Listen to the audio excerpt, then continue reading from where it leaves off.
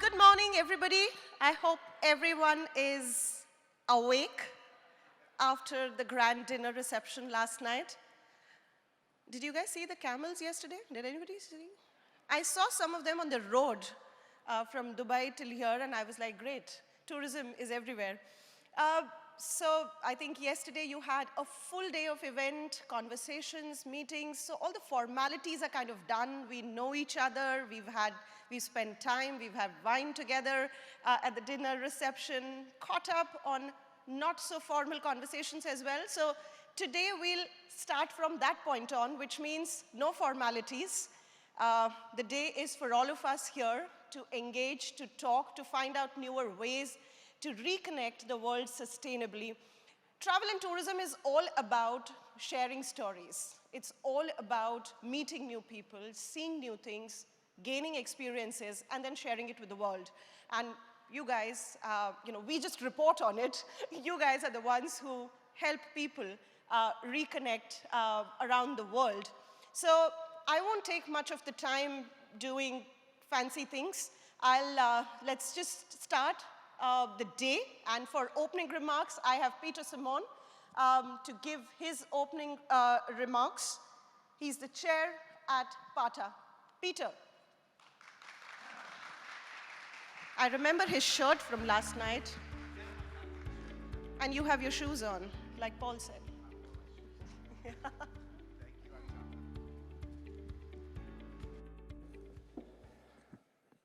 Good morning.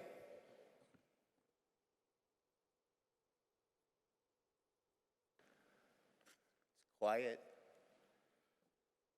I have a speech that I've been thinking about for a long time because we're definitely in very challenging times as we move forward with tourism. The idea of rethinking tourism, what are we going to do next? So I'm going to read my speech, or present my speech, and hopefully it will inspire some thinking. But it's very exciting to be here. It's really wonderful to be in person and to see lots of old friends and to make a lot of new friends. Excellencies, distinguished guests, ladies and gentlemen, let me once again welcome you to the PATA Annual Summit 2022 here in Ras Al Khaimah, United Arab Emirates, under the theme, Reconnecting the World Sustainably. Since its founding in 1951, the Pacific Asia Travel Association has championed the growth of tourism, initially in the Pacific region and later across Asia. Together, with its public and private sector members, PATA has been a thought leader and innovator for over 70 years. During my own engagement with the association since the 1990s, I have personally witnessed the power of PATA to lead the industry and become a part of the solution in rethinking tourism after multiple crises that have hit the Pacific Asia region. And I mentioned these the other day in my opening presentation, which maybe it's not so smart to do really thought-provoking speeches at a cocktail party. But I'll remind you again that the PATA, in the aftermath of the Bali bomb in 2002, helped support Indonesia to recover from that terrorist attack. And that ended up being the beginning of a number of terrorist attacks, and it really was the beginning of PATA looking at crisis management and crisis recovery. And then we had SARS the following year. Mind you, I was working at PATA during that time from 2002 to 2004. So I think I might have jinxed the whole thing. So the minute I got out of PATA, there were no more crises. So we had SARS, which really shocked us all a bit, but it was short and it was very focused on Northeast Asia. And then, of course, we had the tsunami, the Boxing Day tsunami, which really devastated our entire region. From Thailand to Indonesia, all the way across to Sri Lanka and India. It was a very shocking moment. Today, as you all know, our region faces multiple crises, and sadly, most of them are man-made. The impact of the COVID-19 pandemic, the emerging effects of climate change, and the geopolitical unrest are all existential. I really call them existential threats to our industry. And we do need to be resilient, and we do need to be aware of them. And as with all man-made threats, what can we do about it? What must we do about it? And as I said the other day, we can bury our heads and go back to a business as usual approach, or we can seize the opportunity to recalibrate how we measure tourism success and innovate our products and services to be produced and consumed more sustainably. After all, climate change is inevitable, with the telltale signs of destruction to coastlines already exposed. Tourism contributes 8% of carbon emissions and is a source of significant single-use plastic waste. There is also emerging resident frustration and degradation of local cultural heritage sites due to over-tourism and inappropriate behavior of visitors. In her groundbreaking book, Overbooked, Elizabeth Becken describes how tourism has become a colossal enterprise with profound impact on countries.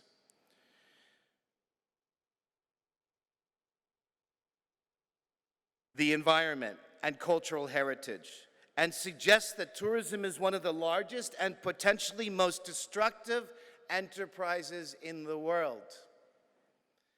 The growing number of internal, regional, and international conflicts may be the harbinger of a looming clash of civilizations. Mark Twain once wrote, "Travel is fatal to prejudice, bigotry, and narrow-mindedness." As an industry reliant upon peace and a promoter of cross-culturalism, tourism can serve as a panacea for ethnocentrism, social injustice, prejudice, and greed. Tourism may prove to be a panacea for conflict and a driver of peace. Without peace, mind you, tourism cannot exist. To rethink tourism, we should ask ourselves, why does tourism exist in the first place? Western governments and the development community see tourism as the ultimate cross-cutting industry that touches on every one of the core themes of the United Nations Sustainable Development Goals. And mind you, we only have about 8 years left to achieve the Sustainable Development Goals. And yeah, we can use COVID as an excuse, but we probably haven't done very well at achieving many of them. We're good at talking about them, but are we good at actually implementing them and doing something about them? With more than 3/4 of all tourism enterprises being micro, small, and medium enterprises, the sector has the potential to stimulate entrepreneurship, foster economic self-reliance, and inspire the creative economy. Tourism is also a wonderful diversification tool, as I mentioned last night, for countries over-reliant on extractive and manufacturing industries and in need of growing a services sector. A case in point is the 7 states of the United Arab Emirates, which have invested their oil wealth into developing some of the most innovative tourism destinations the world has ever seen. Destinations across the Pacific Asia region have much to learn from our friends here in the United Arab Emirates.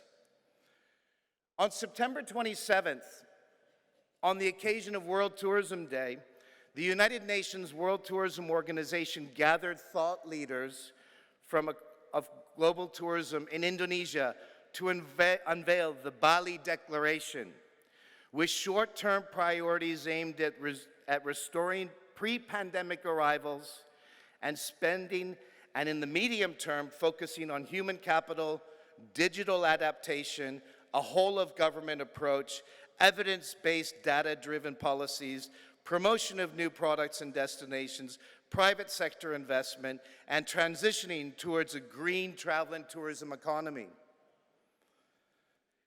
In an opinion poll to prioritize the rethinking of tourism at that event, 55% of respondents identified sustainability as number one, with education, 25%, innovation, 16%, and investment, 5%, making up the remainder. When I read the outcome document, I asked myself, what exactly is new about this? In 1991, at the PATA annual conference in Bali, we made a promise to meet the needs of the present without compromising the ability of future generations to meet their own needs. That was 31 years ago. So we're just regurgitating the same stuff over and over again. We're very good at vocalizing and expressing what we need to do, but I don't think we're very good at doing it. And this is where we really need to start to think about how we're going to improve our scorecard. In Bali, we talked about responsible, balanced tourism development and comprehensive planning for sustainable tourism. To be quite honest with you, every time I hear the word sustainability, I become a little bit nauseous because it doesn't really mean anything anymore. It's just a word that we throw out there that makes us feel good and makes us feel like we're being responsible.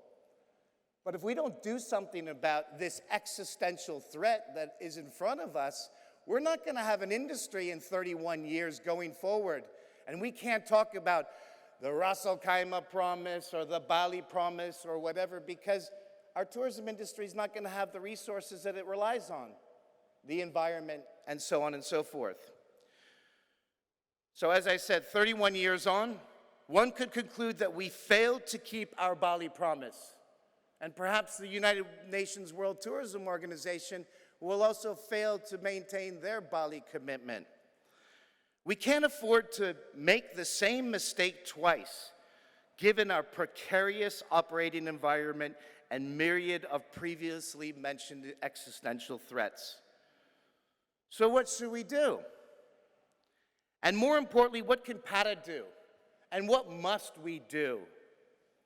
All grandiose visions, such as net zero emissions, regenerative tourism, require tangible actions.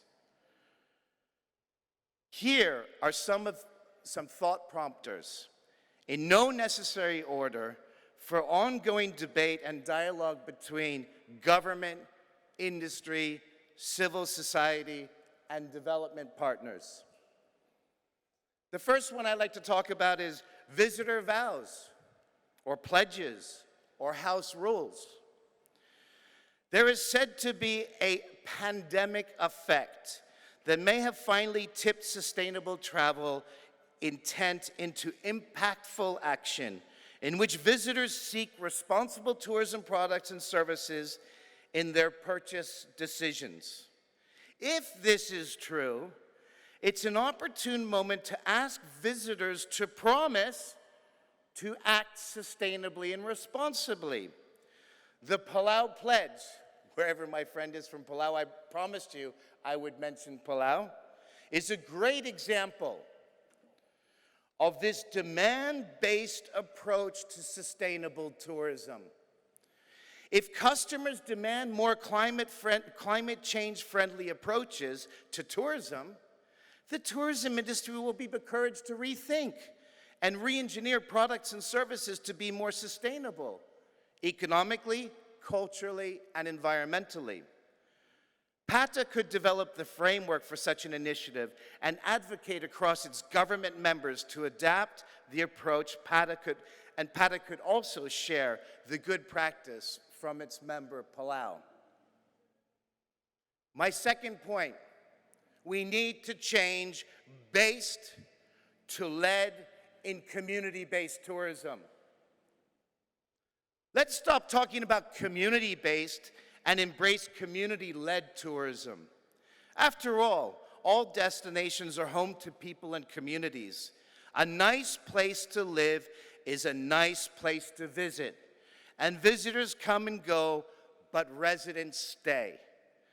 As the preeminent tourism academic Dr. Jafar Jafari says, we must nest tourism in the community.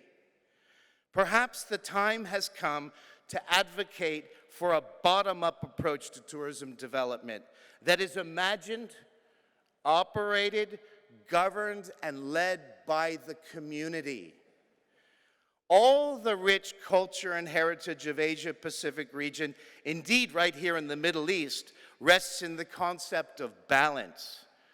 To cite just one example of a destination I know well, the Balinese believe in Trihita Karana, or THK, which roughly translates to the three causes of well-being and prosperity, promoting harmony among fellow human beings and the community, harmony in the spirituality manifested in rituals and offerings to appease the deities, and harmony with nature. THK requires the Balinese community to lead the intricate balance of tourism on their island. It's time for decisions on tourism to be localized rather than made in national capitals. Less top-down project focused, more bottom-up community visioned would enable nesting of tourism in communities.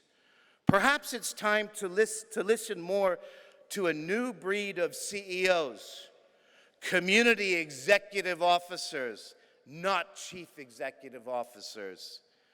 PATA can develop and modernize its chapter network to be less destination marketing focused and more destination management engaged at the grassroots community level.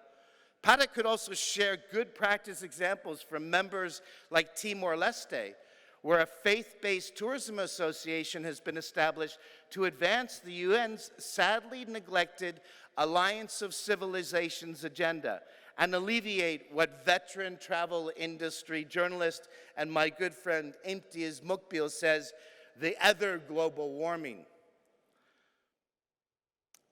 My third point is tourism is everybody's business. In 2021, the OECD recommended that to achieve sustainability, the tourism policy paradigm should shift from growth-oriented models to an approach focused on the quality of this growth and its compatibility with the quality of life of residents. Governments across the developing nations, across Asia and the Pacific, are woefully unprepared to tap into the potential tourism to improve the quality of life of their residents and to preserve fragile traditions and heritage and stimulate local economies. At the same time, there are world-class examples of countries like Thailand, India, and Malaysia that have created iconic destination brands and have gone on to earn billions of tourism dollars. Exchange across and within national governments on how to build tourism for the future is critical. Tourism needs to be prioritized, organized, and managed effectively across public, private, civil society institutions, organizations, and companies. Tourism has extraordinary potential for public-private partnerships that benefit local residents and tourists alike. PATA can organize exchanges at national and regional levels on improving engagement, coordination, and knowledge exchange. PATA should engage heads of state and advocate for tourism to be a national development priority. PATA should become a repository of tourism and travel knowledge in the Pacific Asia region.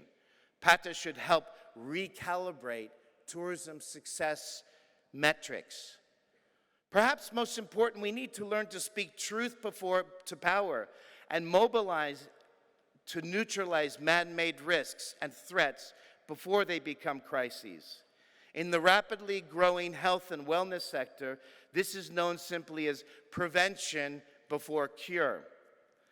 Mahatma Gandhi once said, "Earth provides enough to satisfy every man's need, but not every man's greed." How much is enough for tourism? What can we do to find better balance, such as Trihita Karana, the Trihita Karana philosophy, and many other equivalent concepts in the great ways of life of the Asia-Pacific region? The time has now arrived for us all to really practice what we merely preach and otherwise sell to tourists. The UN Sustainable Development Goals' overarching goal of peace, people, planet, prosperity has to be embedded into our DNA. Only then will we be able to pursue the fifth P, profit. I look forward to leading this effort and making travel and tourism a part of the solution as we strive to build back better, create a new normal, and really convert a crisis into an opportunity. Once again, a heartfelt thanks to our host, Ras Al Khaimah Tourism Development Authority, our sponsors, and of course all of you who have attended this event. Have a great final day here, and I thank you very much for your attention.